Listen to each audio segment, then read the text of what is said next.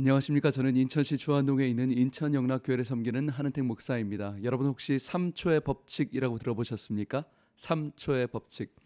예전에 교회에서 전도사 사역할 때 청년들과 치킨을 먹는데 열심히 치킨을 먹는데 갑자기 옆에 어떤 청년이 실수를 해서 마지막 남아있던 닭다리 하나가 땅에 떨어진 거예요. 닭다리가 떨어졌습니다.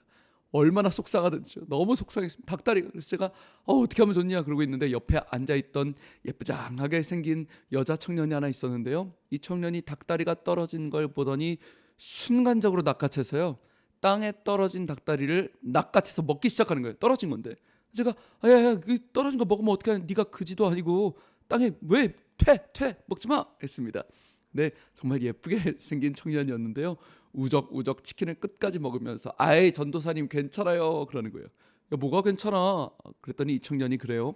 전도사님 3초의 법칙도 모르세요? 그러는 거예요. 3초의 법칙. 야, 그게 뭐냐?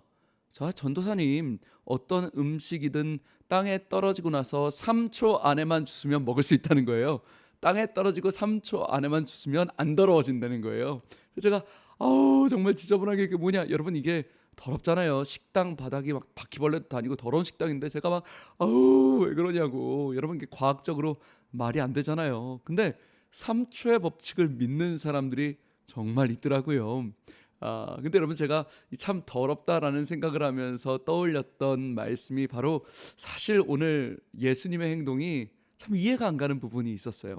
요한복음 9장 6절 7절에 보시면 예수님께서 실로암으로 가라 해서 눈 먼 사람을 눈 뜨게 해주시는 기적이 나오게 됩니다. 근데 예수님께서 병을 고치실 때 굉장히 독특한 행동을 하십니다. 어떻게 하시냐면 땅에 침을 뱉으십니다. 상상해 보세요. 침을 뱉어서 진흙을 이겨서 손을 가지고 진흙을 이기시고 그 손으로 눈에 진흙을 발라버리십니다.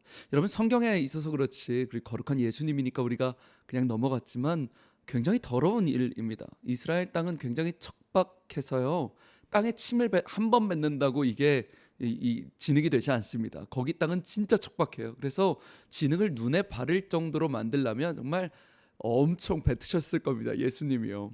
정말요. 그리고 나서 바닥에 그 침을 예수님의 손으로 쪼물딱쪼물딱 하다가 얼마나 손이 더러워요. 그 흙을 가지고 그 눈에 발랐다는 거. 여러분, 이게 좀 더럽지 않습니까? 죄송하지만요. 여러분, 주님이 어떤 분인데요? 아니, 주님이 왜 그러시냐? 말씀 한마디로 눈먼 자를 뜨게 하실 수 있어요. 소경에게 빛이여 임하라 하면 말씀 한마디면 소경은 눈을 떴을 거예요. 근데 왜 대체 굳이 더럽게 땅의 진흙을 이겨가지고 병자를 고치셨을까? 저는 이게 이해가 되질 않는 거예요.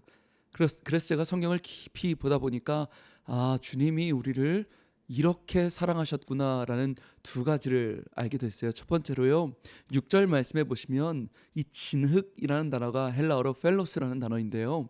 이것이 이제 72년 역 성경에 보면 예레미야 18장 6절에 똑같은 단어가 있어요. 이렇게 되어 있습니다. 이스라엘 족속아, 진흙이 토기장이의 손에 있음 같이 너희가 내 손에 있느니라. 너희가 내 손에 있느니라. 이게 너무 은혜가 되더라고요. 여러분, 그때 당시 소경은요, 또 거지 소경은요, 천대받는 사람 중에 가장 천대받는 죄인이었죠. 근데 주님께서 그 앞에 진흙을 들고 계시는 거예요. 그리고 그 소경에게 진흙을 보라는 것이죠. 비록 지금 네가 어렵고 멸시받고 천대받고 있을지라도 진흙이 어디에 들려 있는가? 진흙이 토기장이의 손에 들려 있음 같이, 아들아, 진흙이 내 손에 올려져 있다. 내가 너의 인생을 들고 있으며 너를 새롭게 할 것이고 너를 깨끗게 할 것이다. 사랑하는 여러분, 우리의 삶이, 우리의 인생이 어떤 인생을 살고 있어도요, 우리의 삶이 진흙과 같은 존재일지라도 분명한 사실은 우리의 손은 하나님의 손에 올려져 있다. 그 사실을 기억해야 된다는 것입니다. 그리고 두 번째로는요, 이 11절 말씀에 맹인이 뭐라고 하냐면, 예수라 하는 그 사람이 진흙을 이겨 내 눈에 발랐다 되어 있습니다. 여러분, 보통 이 바르다라는 게 로션 바르다, 이게 영어로 apply라는 단어를 씁니다. apply lotion, apply sun cream, 이런 apply라는 단어를 쓰는데, 제가 이 성경을, 이 본문을 영어로 읽다가 온몸에 전율이 흐르는 거죠. 예수께서 나에게 진흙을 발랐다 하실 때 이 바르다라는 단어가 영어 성경에 이렇게 되어 있어요. apply가 아니라요, anointed라고 되어 있어요. anointed, 기름 붓다이죠. 제가 참 소름이 돋는 거예요. 이 anointed가요, 구약 성경에 기름 부음 받다 할 때, 왕이나 선지자들이나 다윗이 기름 부음 받을 때 anointed, 존귀함의 상징인 것이죠. 하나님의 위대한 일꾼들에게 부어주시는 기름 부음 받다 anointed예요. 저는 이게 참 감동이 됐어요. 처음에는 예수님이 대체 왜 이렇게 더럽게 진흙을 바르셨을까? 아니요. 주님이 이 병든 소경을 얼마나 존귀하게 사랑하시고 높이길 원하시는지 그 손에 올려놓으시고 대충 apply, 대충 바르신 게 아니에요. 그 주님이 그를 기름 부음 받는 엄청난 존귀로 병자를 어노인팅 하셨다는 것이죠. 모든 상황을 종합해 봤습니다. 여러분, 사실 이 말씀에서 결국 더러워진 건 한 개밖에 없더라고요.